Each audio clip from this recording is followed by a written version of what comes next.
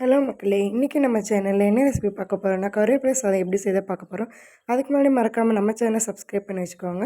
சரி வாங்க எப்படி செய்ய பார்த்துடலாம். இதுக்கு பார்த்திங்கன்னா 100 கிராம் அளவுக்கு நல்லெண்ணெய் எடுத்திருக்கேன். இதில் கடலைப்பருப்பு 2 காஞ்ச மிளகாய் சேர்த்துருக்கேன். ஸோ இது கூட பார்த்திங்கன்னா, இப்போ நான் ஸ்டார்டிங்கில் நெய் ஆட் பண்ண மறந்துட்டேன். ஸோ இப்போ சேர்த்துருக்கேன். நீங்கள் மறக்காமல் ஸ்டார்டிங்லேயே சேர்த்துக்கோங்க. இது கூட கொஞ்சமாக வேர்க்கடலை போட்டு நல்லா வறுத்துக்கோங்க. இது எல்லாமே நல்லா வறுப்பட்டதுக்கப்புறம் ஒரு கொத்து கருவேப்பிலை சேர்த்துக்கிறேன். இப்போ இது கூட நம்ம வந்து பொடி ஆட் பண்ணலாம். இது பார்த்திங்கன்னா நம்ம வீட்டிலேயே ஹோம்மேடாக செஞ்ச பொடி. இதோட ரெசிபி வேணும்னா மறக்காமல் கமெண்ட்டில் சொல்லுங்கள். நான் உங்களுக்கு நெக்ஸ்ட் வீடியோ அப்லோட் பண்ணுறேன். ஸோ இப்போ இந்த பொடியை வந்து எண்ணெயில் நல்லா வறுத்துக்கலாம். இதுக்கப்புறம் நம்ம ஏற்கனவே வடித்து வச்சுருக்க சாதத்தை இது கூட சேர்த்துக்கோங்க. ஸோ தேவையான அளவு உப்பு சேர்த்து இப்போ சாதத்தை நல்லா கிளறி விட்டுக்கலாம். ஸோ கீழேருந்து மேலே பரட்டி நல்லா கிளறி விட்டால் தான் நல்லா ஒட்டும்.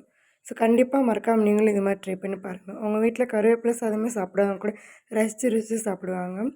மறக்காமல் நம்ம சேனல் சப்ஸ்கிரைப் பண்ணிக்கோங்க. தேங்க்ஸ் ஃபார் வாட்சிங்.